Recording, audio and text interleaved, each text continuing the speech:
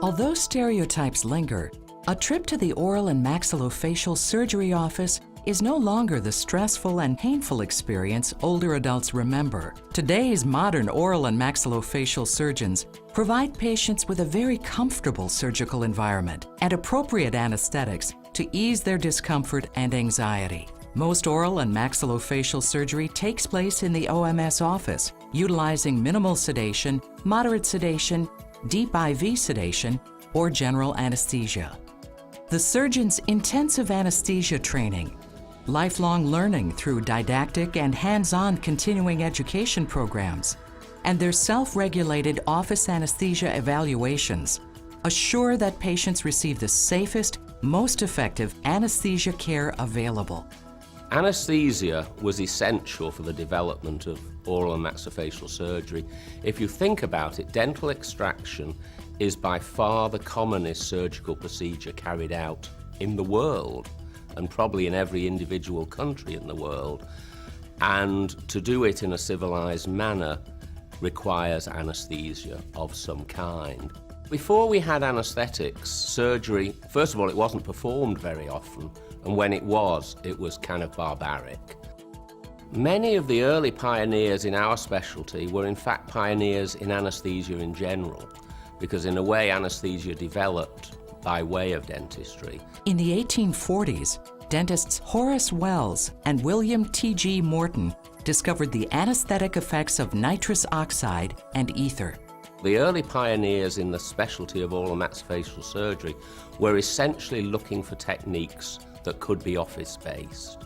So people like Adrian Hubble, Harold Crowe were specifically looking for these outpatient techniques in the 1930s, 1940s, 1950s, and they were instrumental in developing those techniques and making them safe and reliable techniques, and they have certainly been adopted by some of the other medical and dental specialties. Today, the administration of anesthesia is an integral component of the training every oral and maxillofacial surgery resident receives. The oral and maxillofacial surgeon is unique among non-anesthesiology practitioners throughout the healthcare setting, in that the oral and maxillofacial surgeon trains side by side with anesthesiologists, physician anesthesiologists, and under their direction. Oral and maxillofacial surgeons are trained so they have the ability to maintain patient safety. The training of the oral and maxillofacial surgery resident in anesthesiology includes both clinical and didactic exposure. In the classroom setting, residents are taught the basic principles of anesthesiology, as well as the pre-anesthetic assessment of these patients and management of complications. Clinically, residents are exposed to a wide variety of outpatient clinical experiences, both in the adult and pediatric patient.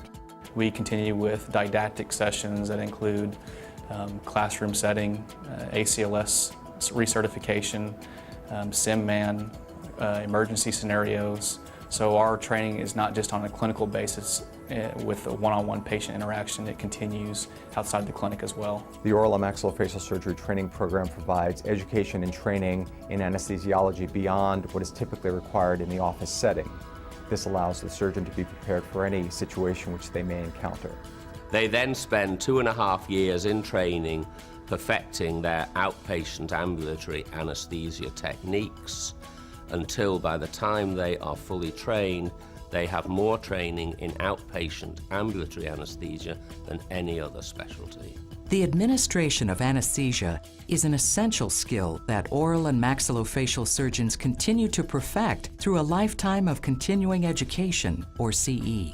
Oral and maxillofacial surgeons use a variety of anesthetic agents to ensure the comfort and safety of their surgical patients. The oral and maxillofacial surgery team consists of the surgeon, along with the dental anesthesia assistant and the surgical assistant.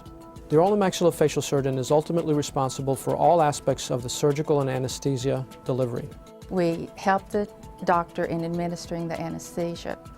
We monitor the patient before, during, and after the surgical procedure. We do go through training as the team, and Amos has provided some wonderful resources for the dental anesthesia assistant. I enjoy all aspects of oral and maxillofacial surgery, but I enjoy the intensive care that has to be given to a patient who's undergoing office anesthesia.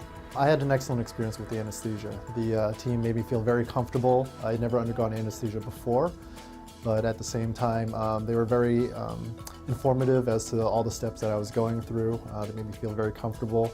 It was essentially a painless procedure. After they had gotten me ready to go, I went to sleep, and next thing I knew, I woke up and the procedure was over.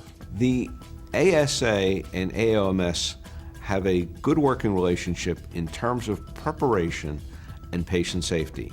One of these areas is the Office Anesthesia Evaluation Manual. Those are parameters of care that the AOMS use for patient safety. ASA has reviewed all of these and have found these to be at the highest levels of patient safety. Many of these include ASA standards of care. I think the office anesthesia evaluation is very beneficial. I view the inspection as a blueprint. I use the office anesthesia manual as a guide. It helps me equip my office with proper equipment and monitors, all my emergency medications, and I use the simulated emergencies, those scenarios, to train my staff on a regular basis. The AAOMS Office Anesthesia Evaluation Program is a prime example of how professional organizations and government agencies can successfully work together to assure patient safety. The American Association of Oral and Maxillofacial Surgeons developed its Office Anesthesia Evaluation Program nearly 4 decades ago and made it a requirement for association membership. When state governments began establishing mandates for in-office anesthesia administration, they often based their guidelines and evaluation programs on the thorough process of the AAOMS model, or actually even adopted AAOMS's Office Anesthesia Evaluation Program.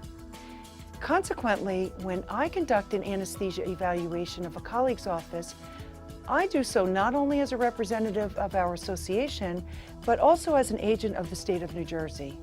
As we have seen, office-based anesthesia provides many significant benefits, such as comfort and safety. However, none of these is more important than improved access to care for patients. As we know, many patients in our country have little or no insurance coverage, which can put surgical care in a hospital or outpatient surgery center beyond their reach. With the efficiency, flexibility, and reduced cost of office-based anesthesia, these same patients are more able and more likely to have their surgery performed in a comfortable and safe office setting. Office-based anesthesia, as practiced by oral and maxillofacial surgeons, is the safest anesthetic technique available today.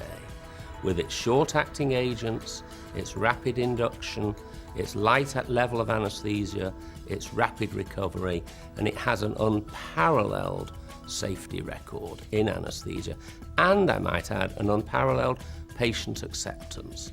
Patients like this technique.